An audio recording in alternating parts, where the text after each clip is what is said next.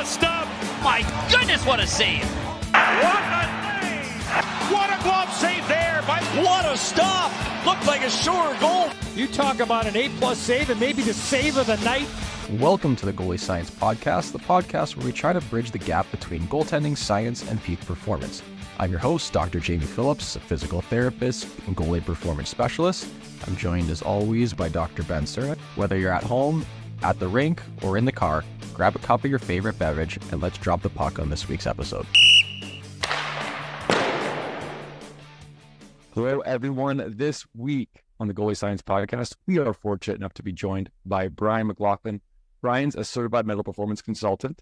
He is a PhD student at Ontario Tech University with me, and he's an instructor at Humber College where he teaches sports psychology. So we're going to be diving into some mental performance, some sports psych, some gimmicks, some real things. What should we spend our time doing? What should we spend our time avoiding? But most of all, we're going to get a look into what it's like having a chance to work with a mental performance consultant and how that might help your game. So Brian, thanks so much for being here after months of me hounding you. Thank you, Ben. Thanks for having me. Glad to be here, and looking forward to a good chat. Perfect. I warned you before the show, we're not original. We're straight cut and dry as every podcast ever. And so classic thing, Brian, people might not know who you are. People might have seen some of your stuff online before. Can you give us a little rundown of what exactly you do as a CMPC, so Certified Mental Performance Consultant, and also just a little bit about how you got to where you are and kind of your journey into what you're doing now? Yeah, for sure. So as a CMPC, my role is to educate athletes or high performers or individuals that are looking to develop psychological skills to perform more consistently. So with each, whether it's an athlete, a high performer, or an individual, it's going to look a little bit different. There are some kind of common denominators across each profession, just performance under pressure and how you handle that. So in terms of at the university, so Ontario Tech University, I'm the lead CMPC, or not the lead, I'm the only CMPC there. So my role is to educate and also help athletes apply mental skills to help their performance on the field, the ice, or the diamond. And so just trying to do that from team sessions, individual sessions. We kind of have a process that's somewhat ironed out there in terms of working with me, whether it's individual sessions for first years, because the transition from high school or junior hockey to collegiate hockey can be difficult because it's the first time they're living away from home, so mom and dad aren't taking care of them as much as they would. So transitioning to living on their own, that can be a difficulty, plus trying to balance school and athletics. So usually with first years, we try to strongly encourage them to come see me more often. And then as they get a bit older, they have the autonomy to come see me as often as they want or not come see me. And that's okay too, because I think with this type of work, as we'll probably get into, this might contradict everything that I do on a day-to-day basis in the last 12 years of my life. But this type of work, it's not necessarily needed. Bro, ordered the phone, cut off here. Yeah, mental, I'm going to cut you off, but also throw you a softball here, right? Mental performance is like anything, it's an additional skill, right? It's something that, and I've heard you say this over the years, so I'm going to speak on your behalf, right? But it's how do we make ourselves more consistent? How do we make our approach more consistent, right? It's not going to be, how do I make a perfect glove save every time? It's going to be my approach to the game, my approach to that shot, that might be something that I can help focus with, right? Yeah, exactly. And I think too, once athletes learn some basic mental skills, it's always nice to have that safety net to come talk to me. Or if, I always encourage the student athletes, if you want to come in and talk to me one-on-one and brag about how well you're doing, I'm your soundboard. But this is not that this area is not something that you need. It's something that's additional. So trying to just understand that, and also the language we use around mental performance, mental health, mental skills, whatever the case may be, It's very, very important, especially from a coaching staff. You always associate, go see Brian because you have a problem, then athletes are going to look at me as, oh, well, you know what? I don't want to do that because the fear of being judged or being vulnerable, or maybe they're naive to what's going on, or maybe they are right and the coach just wants them to come talk to me. Who really knows? But yeah, it's trying to kind of understand that. I went on a bit of a tangent there. What was the original? Yeah, that's actually honestly a top one guest tangent. From getting away from the question of how did you get to where you right. That was a lyric for you to tell me how much school you did. And instead you were like, let me tell you about how it works at the collegiate level. Thanks, Mike. Yeah. But yeah, so understanding, like, working backwards a little bit from that, I'm just gonna again throw people in here, right? Like getting into becoming a certified mental performance consultant, right? This is not just sign up for a weekend course and now you can be a coach, a skills coach, right? There's a lot of work that goes into this. We had another NPC on about a year and a half ago. So for those of you who have been tuning in for a while, you might remember Olivia who came on and spoke.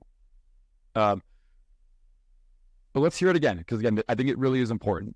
And like what goes into becoming a CMPC, and why does that title, that it's not technically a license, right? That's that title, that certification. Why does that hold weight? What's the difference that separates kind of the work that you do versus someone you might see who's, just advertising themselves as a skills coach or a mental skills coach? Yeah, so it's not a license, it's a certification. Licensure usually comes from more of the psychology domain. Right. I'm pretty sure that is. Don't quote me on it, but no, I'm quoting you. But yeah, to become a CMPC, you need a minimum of a graduate degree in sports psychology, kinesiology, psychology. But you also need, there's quite a few specific courses around counseling, mental health, sports psychology, sports science, and then also ethics. And then additionally, you need 400 hours of supervised practice. So with the CSPA, which is the Canadian Sports Psychology Association, that is more supervision. And then with ASP, which is Association for Applied Sports Psychology, that is more mentorship. And it's kind of broken down into like direct supervision or direct mentorship and indirect. So it's just a assurance that, one, you have knowledge and competency in your area, but also you have some sort of supervisor mentored practice, because like you said, there is quite a few people online that pose as even mental performance coaches because the word coach isn't regulated or It's not restricted. So it's, if somebody were to use certified mental performance consultant and they weren't certified, then, this is something that ASP would have to reach out and take care of. I know in Australia, if you pose as a psychologist, because they have different rules there, there is a fine. I believe it's 30 grand. A little bit of cash. A little bit of cash, might be a dent in the wallet. And that's for the first offense. And then the second offense, I think it's double. So I think it's 60K. Yeah. So they're just trying to establish some sort of like regulations on this field, because it is becoming oversaturated with just people that are flashy on Instagram. And usually it's, just smoke and mirrors. But then on top of the coursework, the degree, and supervised practice, with ASP, you need to pass the final exam. So it's just another way to ensure that you have knowledge in your field, an array of knowledge. It's not just one thing. So I did that. I was with the CSPA, I still am. I did that in my master's at Brock. So I was fortunate enough to be able to get all my hours done within 2 years, which was quite strenuous. Usually it takes about 3 to 4 at minimum. And then last year I became certified with ASP. So yeah, I think and again, I asked you to kind of set that up. So I think it's going to lead into our first big topic today, which is, you kind of mentioned it already. Your education forces you to be trained in a whole bunch of skills, from sports psych, like really direct applied sports psych, to things like counseling and mental health. And that's primarily so that you're able to detect when something is a mental performance issue or a mental health issue. And I know we've talked a lot about this. And again, in the past, we've talked about it on the show, is that there's a difference between the two, right? Like going through like a mental health issue is different than being nervous and needing to be trying to be more consistent on the ice or on the field, right? And those are going to separate it. And for the sake of today's topic, the last time we had an NPC on, we focused more on that delineation, but I really want to spend some time talking about like what is mental performance and what is that going to look like and what's worth it. I'm going to say what's worth it. Like where can we, as a sport, and again, it's hockey, primarily for those listening, primarily for goalies, like how this can be beneficial. So I'm going to put time caps on you, Brian. You have an elevator pitch here to say what is and like what isn't mental performance. And let's try to keep it specific for our goalie listeners here. What would be an example of something that a goalie come to talk to you and like, this is something that you can work with within your domain, and what's something that just isn't? Yeah, so I would say for goalie specific, the application of the right mental skill at the right time. So after you let in a goal, being able to not so much adjust and completely rock the boat, but be able to acknowledge what happened, but then move forward. Because at the end of the day, it like really doesn't matter what happened, just happened. It's okay, well, how do you bounce back? And it's almost trying not to let something that previously happened dictate your performance moving forward.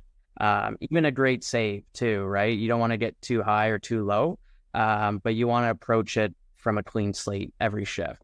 That's usually what I start with goalies. And most goalies have some sort of process. Some can be tweaked and some can be more efficient. But yeah, that's kind of the quick elevator pitch. In terms of things that aren't worth it. Not all things, just like what's an example? Again, goalie comes to you and says, I'm throwing up before every game. Like I can't sleep the night before. Right, like there's just I guess that delineation where it becomes like there's probably a little bit more happening there, right? Yeah, once your performance on the ice starts to adjust or influence your day to day, and it goes on for if it's a month, when we think about kids that are in their draft year, it's a very stressful time, and it's going to be stressful from August until May, right? But it's trying to understand, okay, how can we not let this get to the point where it's turning into burnout and also losing the love or the passion that they have for their sport. So it's trying to separate that. And that year is a very messy year, but if it's a non-draft year, if your performance is starting to influence your time at school, your relationship with your siblings or your friends or your family, that's where I usually contact the parents and have a conversation with what they're seeing in their opinion, because obviously, they know more than me about their offspring. But it's trying to set up some safety nets so it doesn't get to, say, a mental health issue. Yeah. And it could be things that the parents are doing, and that's usually a difficult conversation to have. But yeah. And, nobody likes to be wrong or be not called out, because I think that's the wrong word, but, it could be something that's come from the parents, and the client for me is the athlete. So it's to think about their well-being, and put that in the forefront and not, the parent's ego. No, I think that's a fantastic way of just kind of like delineating where those differences exist. Right. And again, ultimately, I think it's important for parents to hear that too, right? We have lots of parents who listen to the show. Thank you all for listening right now. But it's important to know that we know you're well-intentioned, right? Yeah. When I know that again, I know when you're working with a client, say it's a youth hockey player, right? Like you're not going in there trying to say like everything your parents are doing is wrong, because it's not. They're well-intentioned. A lot of the time that a youth athlete is talking to you is because their parents have set something up. Right. Yeah. So I know that, again, myself as a coach working with athletes and you as an NPC, we get it, right? Like parents are well-intentioned. Sometimes we don't know. Again, you and I as coaches, we learn all the time, right? So parents, it's no different for a parent who's trying to a lot of times support their child through a new experience or a different experience. Yeah. Right. I want to go back to kind of one of the things you said that is a good starting point for when you're working with goalies, because growing up, playing, coaching, being involved, you hear this all the time, the old goalie adage, like, you just gotta forget about the bad goal. Just forget about it. Which, admittedly for myself, and I've worked with a mental performance consultant and a sports psychologist when I was playing, admittedly felt like that was my least favorite possible thing to hear as a goalie. Because if I had let in a bad goal, like, I was acutely aware of how it was not a good goal. Very aware. And so people say, oh, you just got to forget about it. I never found that helpful. But it's still just said every day. In every rink across North America, you're going to hear it once a day, right? So, again, I'm coming to you and I'm saying, Brian, when I'm working with goalies, how do I reframe that better? Like, what's something, aside from saying, go talk, I have someone you should go talk to who will help you work through that, right? Like, what is a better way of approaching that type of thing from a mental skills lens? Yeah, I mean, you're definitely right and accurate. The forget about it is, I don't think I've ever worked with somebody that has been able to forget about it. And I don't think you should, right? Like, I think the first thing that I would do is, one, understand what they've tried. So if forgetting about it, is that the only thing that they've tried? But also being aware of the language they use about bad goal, good goal. The outcome's still the same, but the frame that you make around that can also add more pressure or more stress. And I think just trying to understand, okay, well, what happened? And don't add more layers of pressure when you're framing that. So what happened? Is there something that you could have adjusted? If not, okay, how do you reset? So trying to just be cautious about the reframing, but then also being aware of what you place your attention on. I always use the metaphor, the metaphor of, like, you have a garden, and in your garden you have two sets of flowers. One half of the flowers get sun and soil and the proper water. The other half, they only get half the water. They don't get enough sun. Which flowers are going to get bigger? Right? Obviously. Which one the answer? It's the one in the sun, I think. I think it's the sun one. Unless they're succulents, in which case you got to be careful they don't get too much sun.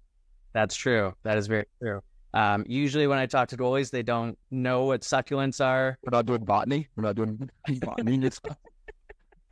No botany there. So it's trying to understand, okay, if you're placing more attention on the fact that it was a bad goal, it went in, obviously that's going to be more pressure that you're going to experience. So it's trying to understand, okay, don't add more pressure to myself. It went in. Can I adjust something? Was that fully in my control? If not, okay, what can I focus on, or what can I place my attention on? The fact that you're still in the net, right? It's like you've been pulled. So it's trying to understand, okay, well, I'm still here. And also, I don't think any goalie that I've worked with, they do not get enough credit for, one, the amount of work and pressure that's on their shoulders at all times. Mm-hmm.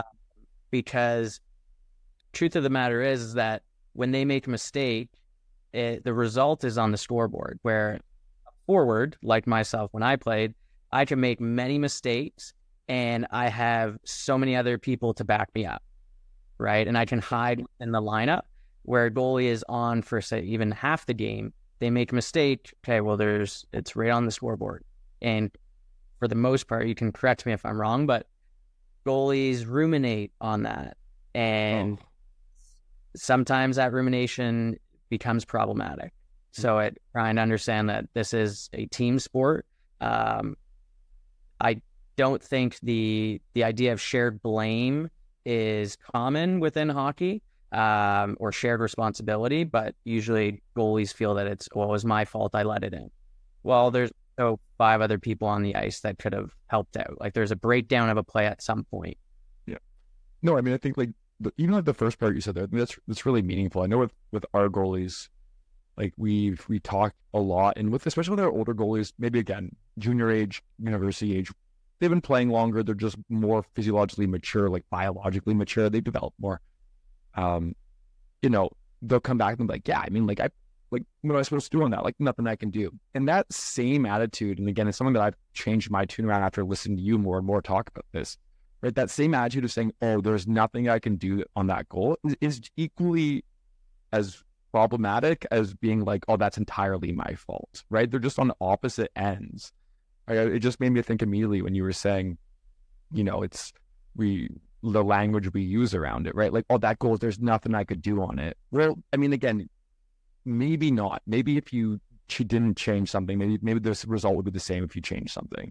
But I had this conversation with one of our junior goalies the other day where he let in a goal where a guy walked in on him totally alone and then made a backdoor pass. So it was like basically a mini end zone breakaway that resulted in a backdoor. And he said, well, I gotta, I can't do anything. I'm playing the shot. And I'm like, no, you could do something.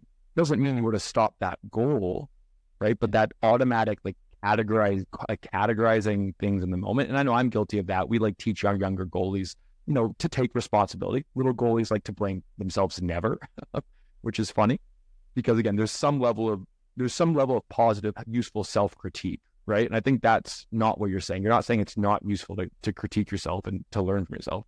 It's just how do you stay within that moment in a game and saving that critique for later, right? Yeah.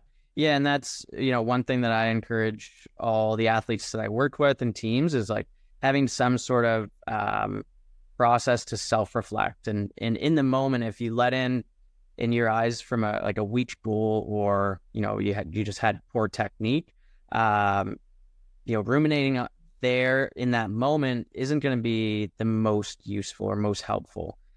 Something you can do after your game and where you're thinking a little bit more logically about it, because while you're playing, your heart rate's elevated, emotions are running high.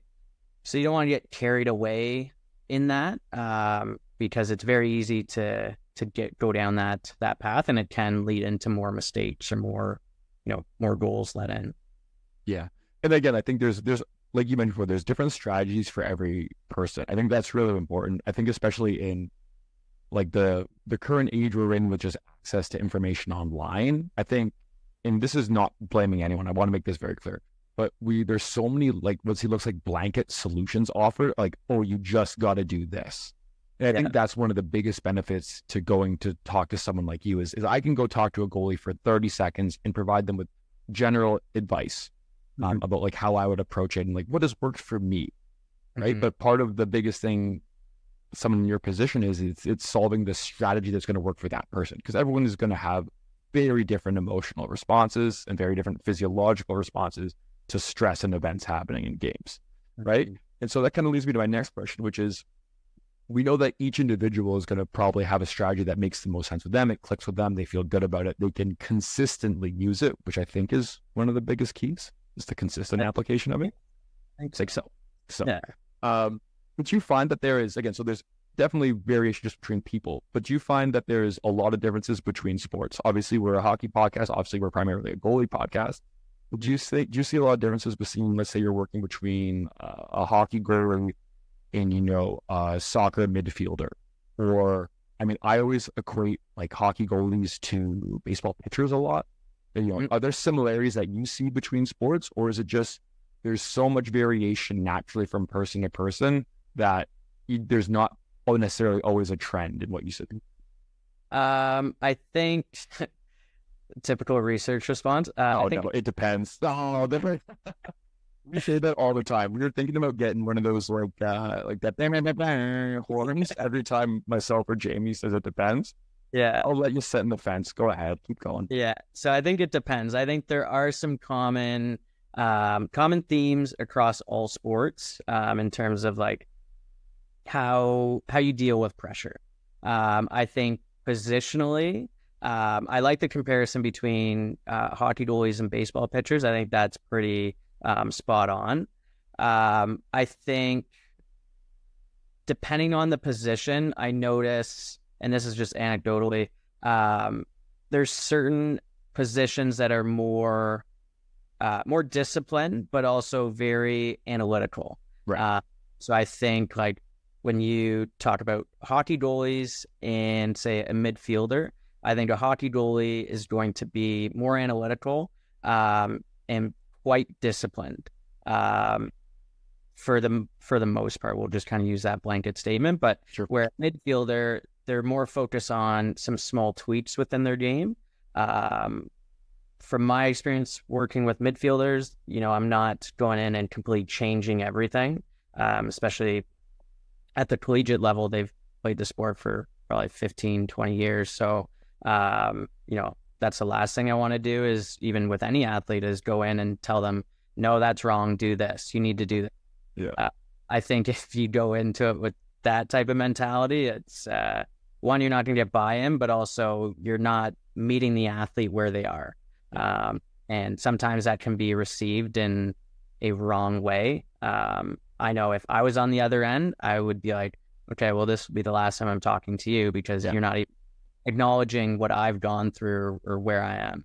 So thanks and goodbye. Right? Like, yeah. Yeah, basically. But yeah, I think there are some commonalities with positions. But to kind of categorize, I don't think it's possible. Yeah, and like that's kind of again where I thought we'd kind of go with this. I think definitely, and again, even within positions, right? Like I know that from, again, anecdotally, just like you working with a bunch of goalies, we have some goalies who analyze every single play, good or bad, and they have that really, really analytical approach. And I would say most goalies, just because of the nature of the position, like you said, they're gonna run through those over and over again, because when the puck goes down to the other end, what else are you gonna do anyway, right? You're sitting there staring, thinking.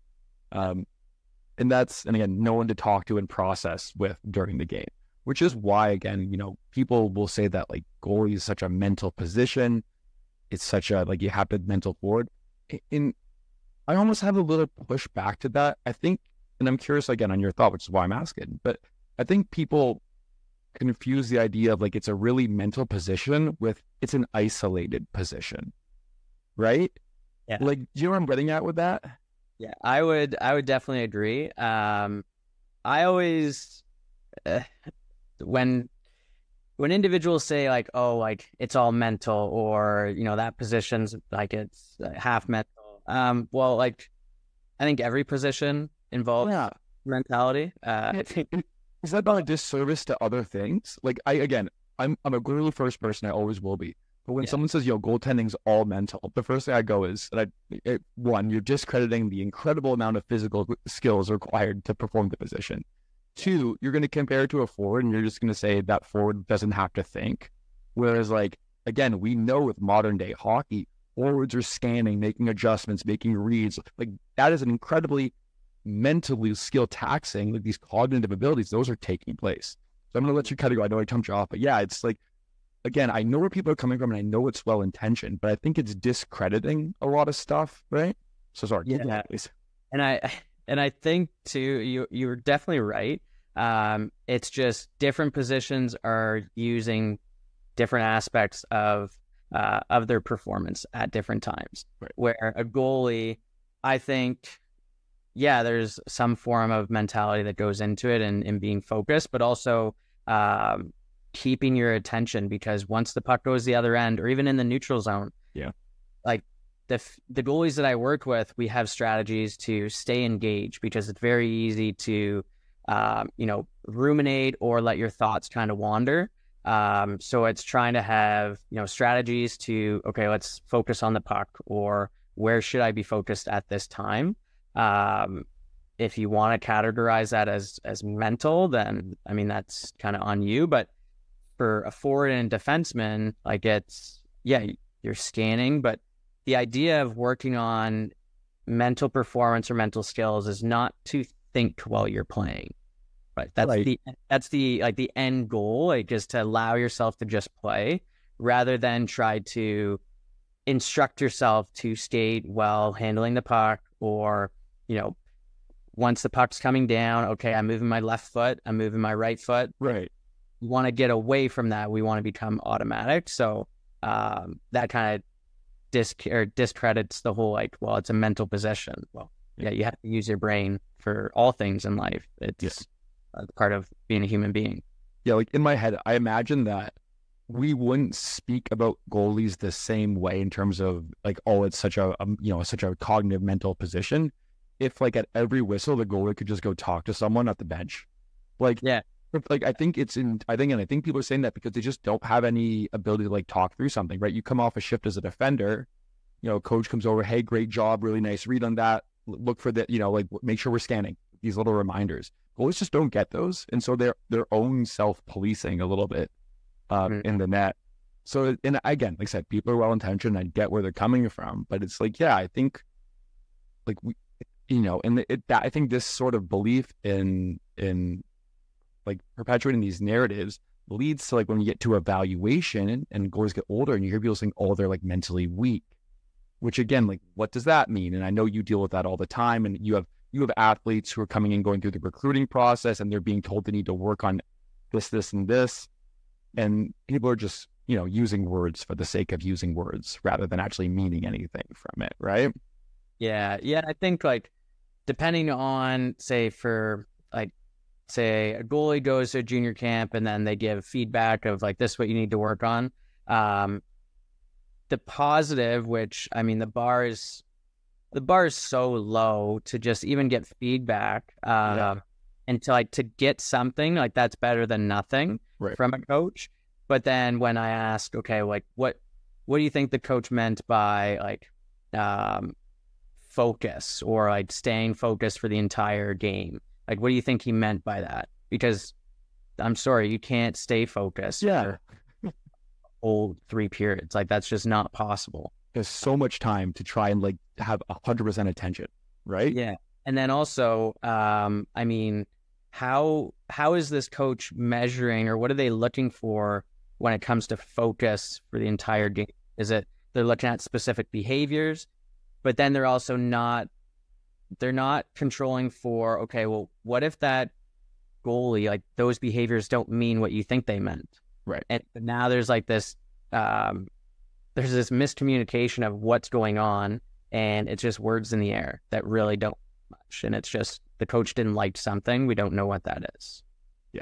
And another guy, I've been really fortunate, at least on my own coaching journey, getting a chance to spend as much time that I do with you, like being sure that when I'm communicating with goalies, I'm really careful to avoid a lot of language around like the typical mental skills and mental performance, just because they're, kids are resilient and adults are resilient. So we're not gonna ruin people by saying some words. I want to make sure that's clear. But we also don't want to derail people, especially, at critical times in their development. Like, I don't want to be flooding a U16 goalie in Ontario going into their draft year with like, we got to have like, you got to be like really gritty and mentally tough and stay focused the whole time in those buzzwords we see a lot, because that's just going to take away from their game. Because now they're worried, and we already have goalies who are so worried with how they look like they're playing to evaluators, to scouts, rather than just playing the game.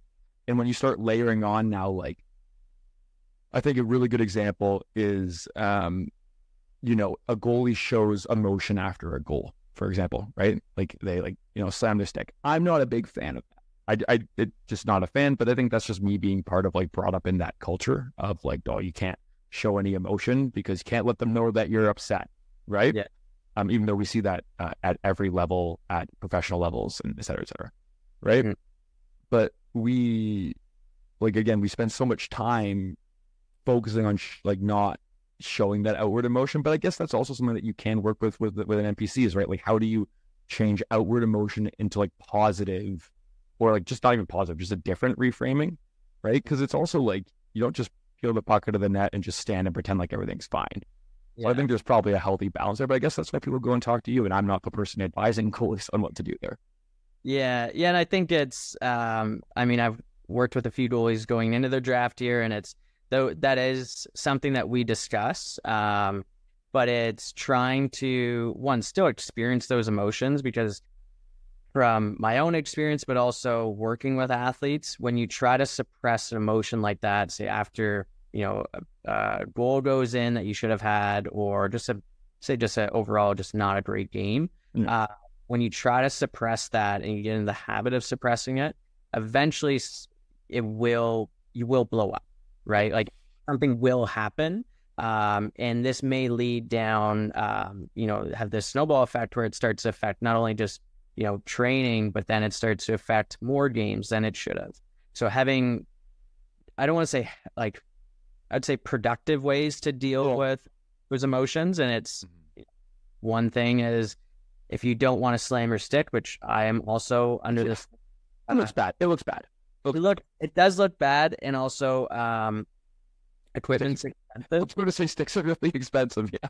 And I learned from an early age, if you're going to break your stick, well, you're not going to play.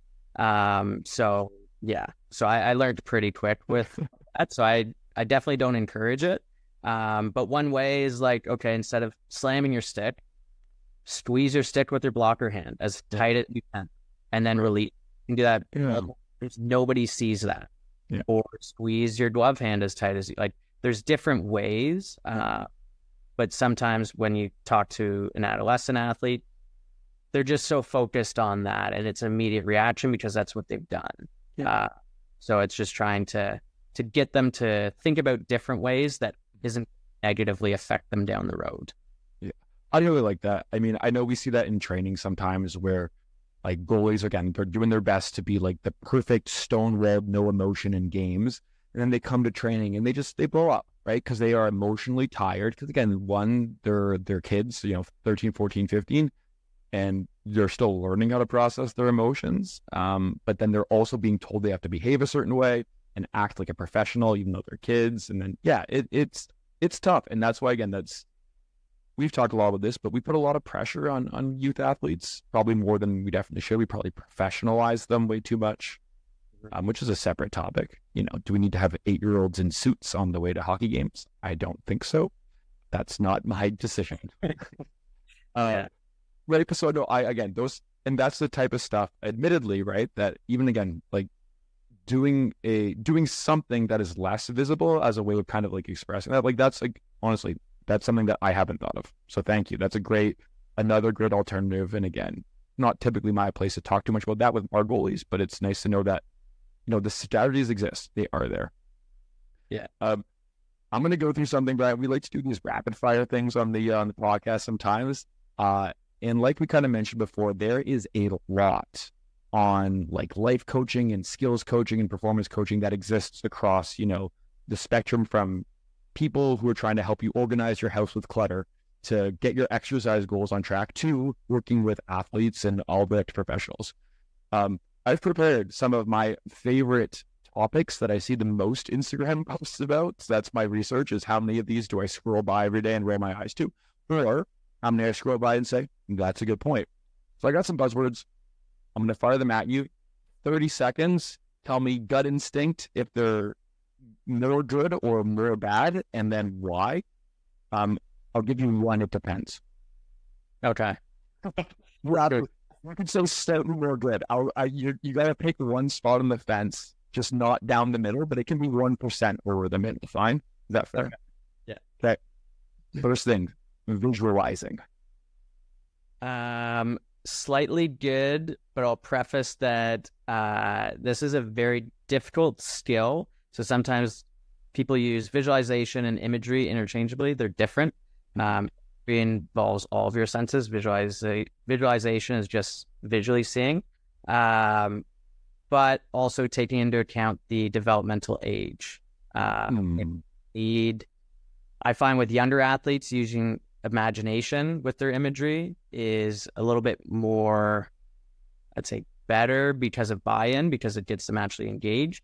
But this is a skill that takes like years to actually master. So,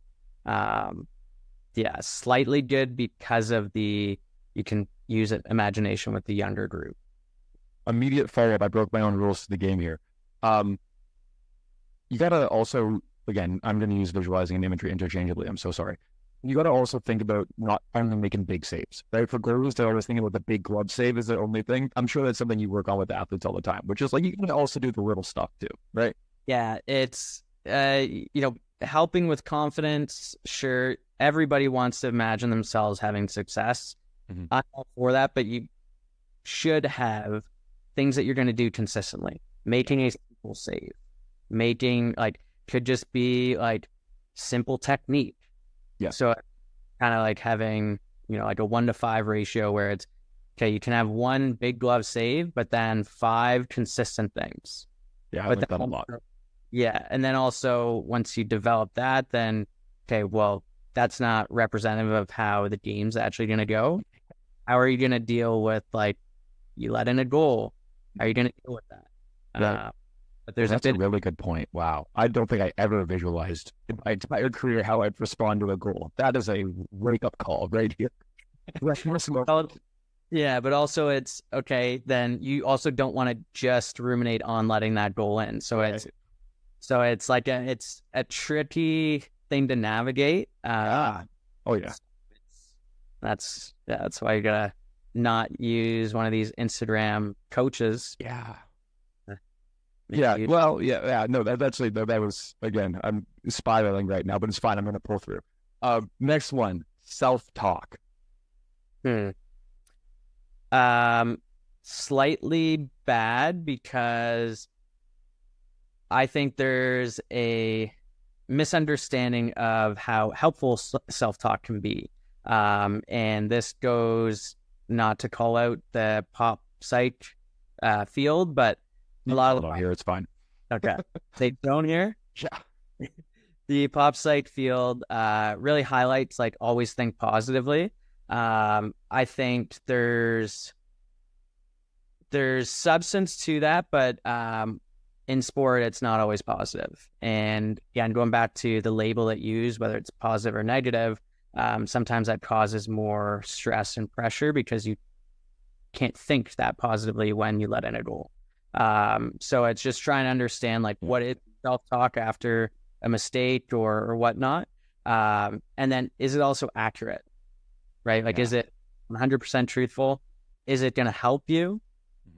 Maybe, maybe not. If you're always, like, beating yourself down because you let in one goal, it's probably not going to help you with the next save. So adjust that.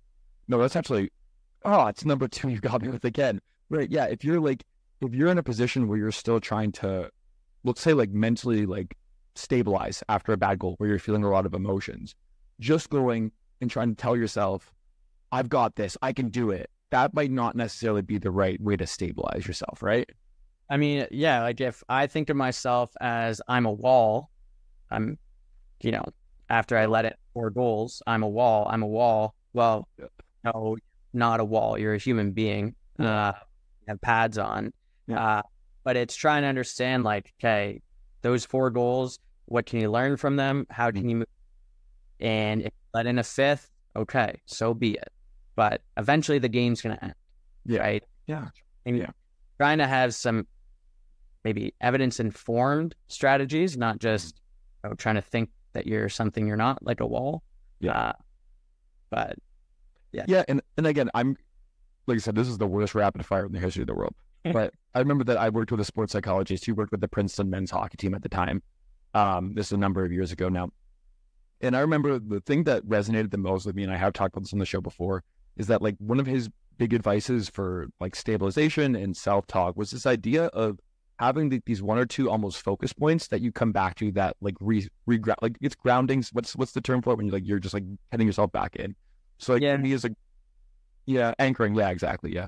So I know for me, it was always like, okay, so something has just happened. It's been good or bad. It's a deep breath. It's like, the next time I'm going to for me, it was always looking through a specific part of my cage, which is a reminder of get my eyes on the puck, going to get my hands for it. And no matter what it was, it's like, those are going to be my anchor points. And then I'm not going to think about them after them. I've thought about them, and then now it's just play the game. I don't want to be sitting there repeating those in my head over and over again. The same way you wouldn't want to be in your head during the play being like, I'm a wall, I'm the best, I've got this, right? That's actually taxing, trying to consistently talk yourself through stuff, right? And I think that's doing more harm than good, because it's taxing, but it's also distracting. Yeah. Yep. Now you're thinking of a wall while, it's a 3-on-1. I don't think that's the right play. I'm not a goalie, but I don't think that's the right. No, I'd agree with that. Okay, next one. This one, again, a little bit abstract, so I'll let you interpret it how you want to, but it's the constant posting, or the constant belief that you need to have a positive mindset every day. Bad goal goes in, positive mindset. Big save, positive mindset. What are your thoughts? Bad or good? Very bad. Very, very bad. And it's not that, I'd like to think that I'm a pretty optimistic person. But I just don't think that when you're actually playing a sport or in a high pressure situation, being super positive amounts to better performance. I think when you have productive thoughts and you're just maybe a little bit more rational, then you can actually get through whatever is going on.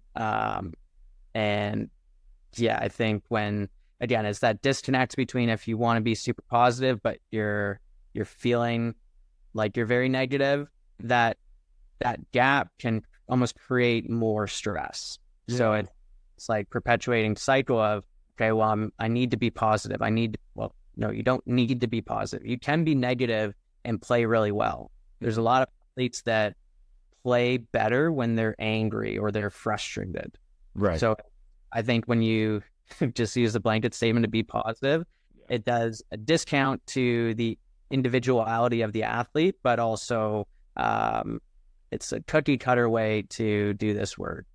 Yeah, and then you're also now 3 for 3 for making my head hurt, because that's another really great point. I think, again, for goalies, again, there's this like belief that goalies need to be like this perfectly calm and level-headed thing. And I just like think that's a disservice, right? It's a disservice to the individuality of a person.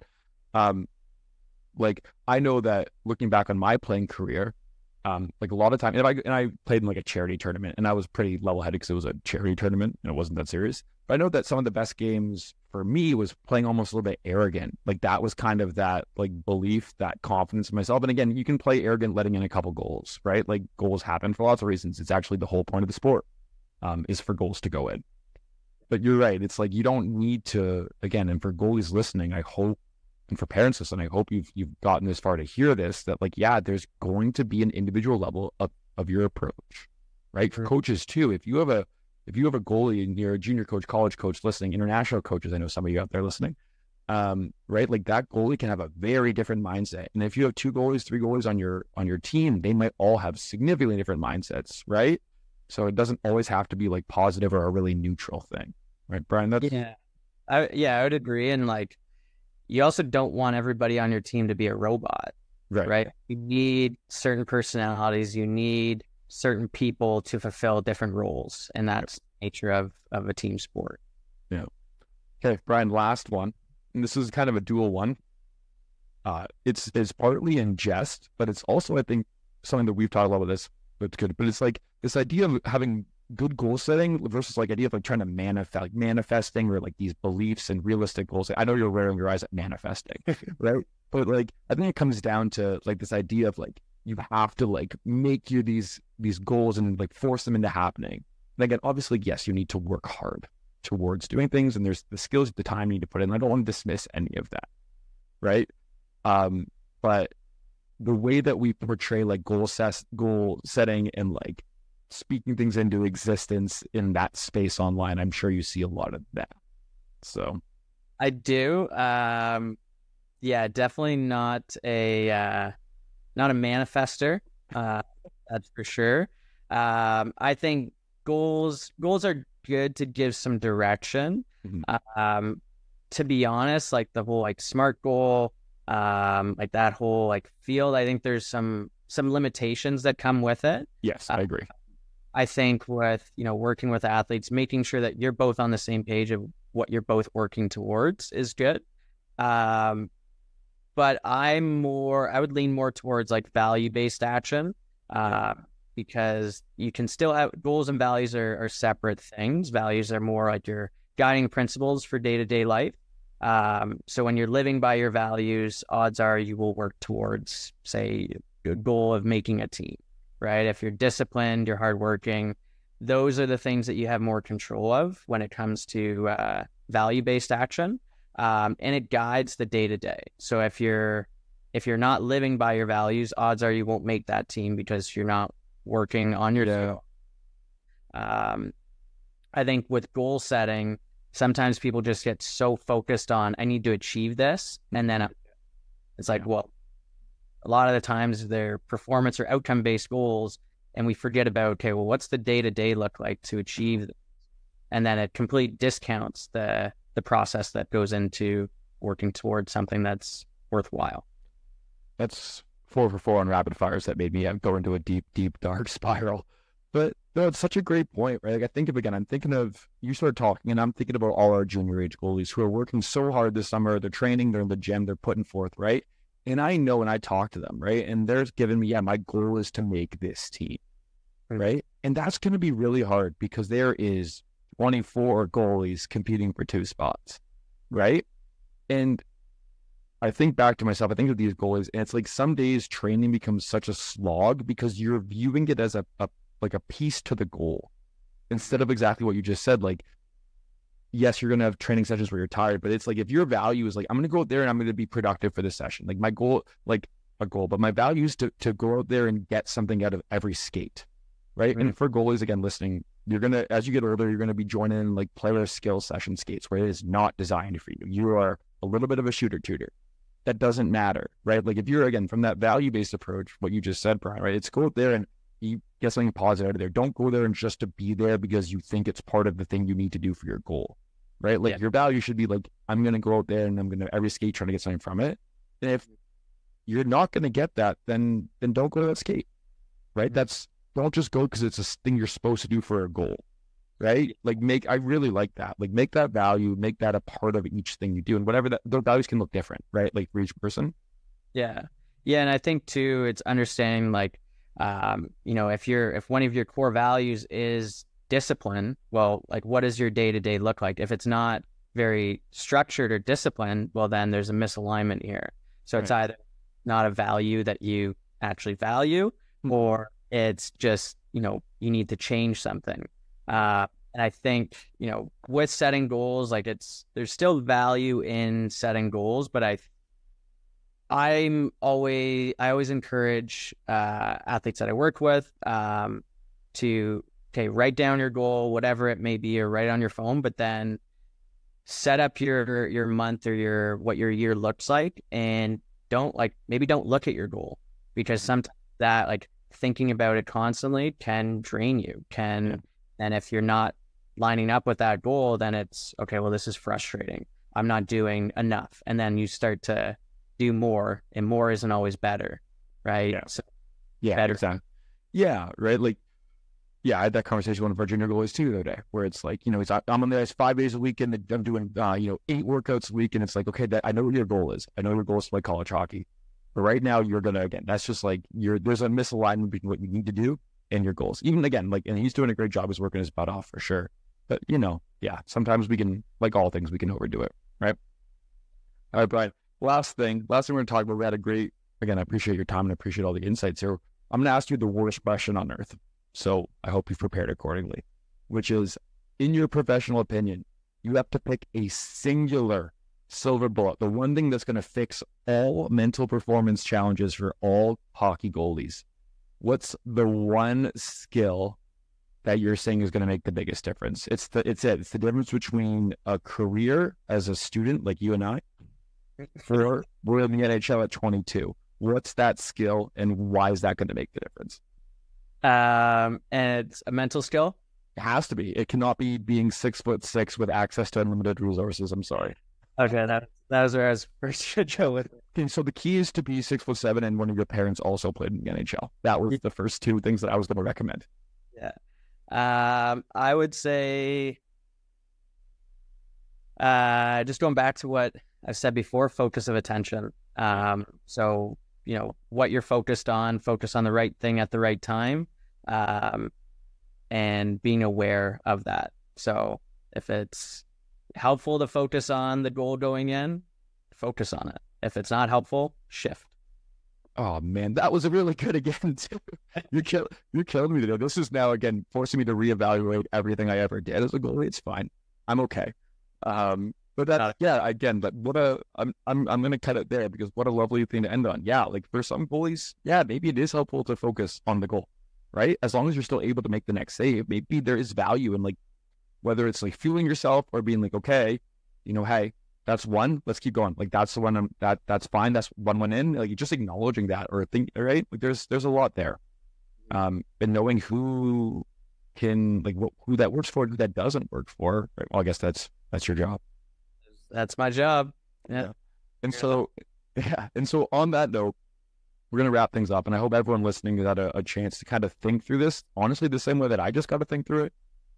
For those of us coaches and parents listening, I think if you played the game, whether you were a forward, defender, or a goalie, I think some of the things Brian and I just talked about, I think you'll be able to have a good self-reflection. And for, again, our junior goalies, our college goalies, our pro guys, I hope, again, this maybe allows you to reconsider what you're doing in your approach. And for our younger goalies, baby steps, right? I know that we work with some younger athletes too, but, just like being a goalie, mental performance is skills that takes time to work on, right? And so if you're someone who thinks you could benefit from some of these skills, again, whether it's trying to figure out what strategies are for goals, trying to be a little bit less nervous, ways to stay more consistent in your games, Brian, this is your time to shine. Where can people find you? And what does that look like for trying to set some stuff up for you if people are interested in working on some mental skills with you? Sure. I would say Instagram is, feel free to follow or DM me. I don't have many posts just because it takes so long to make a post. Not a poster. Yeah, I had some things on there, but it's just, it eats up a lot of time. But yeah, I believe my handle is brian.mclaughlin.cmpc. And we'll put that in the show notes for everybody listening, so you can find it down there.